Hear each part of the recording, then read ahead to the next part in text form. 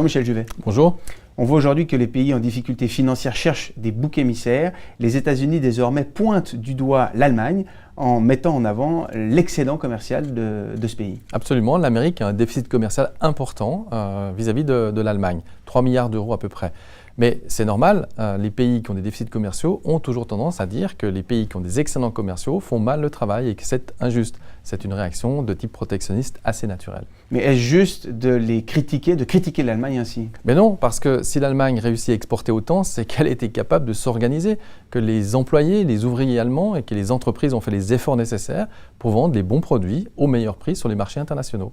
Alors que les critiques viennent des États-Unis, on peut le comprendre, on comprend ce jeu de protectionnisme international, mais désormais les critiques viennent de la Commission européenne la semaine dernière qui a critiqué l'Allemagne et de nouveau son excédent commercial. Absolument, et c'est un peu paradoxal que ça vienne de l'intérieur de la zone euro.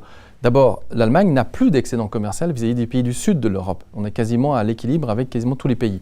Mais c'est vrai qu'il y a un pays qui a un déficit commercial important vis-à-vis de l'Allemagne, c'est, devinez qui? La France. Et donc, on sent bien qu'il y a une espèce de tendance française à aller justifier ce déficit commercial par les excédents allemands et en critiquant l'attitude allemande. Mais alors, comment peut-on expliquer le déficit commercial de la France? La France n'a pas fait ce que l'Allemagne a fait. Elle n'a pas fait ses ajustements. Et c'est pour ça qu'elle n'est pas compétitive et qu'elle n'arrive pas à produire bon marché et exporter de bons produits à des bons prix à l'étranger. Alors, au vu des difficultés financières qui subsistent en Europe, c'est désormais l'OCDE qui demande à la Banque centrale européenne d'agir comme les États-Unis l'ont fait en mettant en place un programme de quantitative easing. Est-ce la solution miracle? Évidemment qu'il n'y a pas de solution miracle dans cet environnement, mais c'est une des solutions. Et je crois que l'avis de l'OCDE était intéressant parce qu'il met le doigt sur un problème, c'est que la zone euro est probablement en train de risquer d'entrer en déflation. On a un taux d'inflation de 0,7%. Et personne n'a envie de revivre ce que le Japon a vécu, c'est-à-dire 20 ans sans croissance économique et avec un endettement public qui n'a pas arrêté de monter. Donc il faut trouver une solution. Et la solution, semble-t-il, c'est de créer cette monnaie dans la Banque centrale. Ceci dit, si on regarde ce qui s'est passé en Amérique, depuis 3 ans qu'on a ces programmes, on n'a toujours pas d'inflation. On a aussi un risque de déflation aux États-Unis.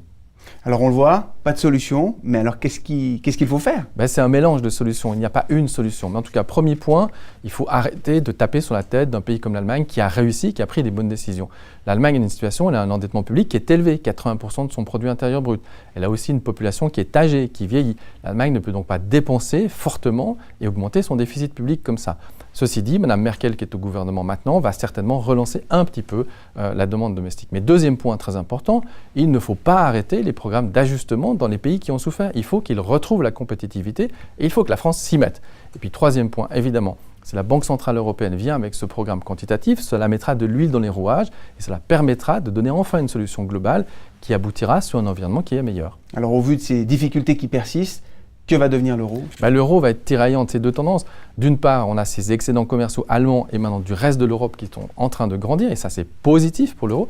Et puis on a cette autre tendance qui va venir, c'est qu'avec un programme d'assouplissement fort de la Banque centrale européenne, c'est plutôt négatif pour la monnaie, puisque ça ajoute de la monnaie dans le système. Donc l'euro va être tiraillant de ces deux tendances, mais de manière générale, il n'y aura pas de tendance très très claire dans les prochains mois. Merci Michel Juvet. Merci.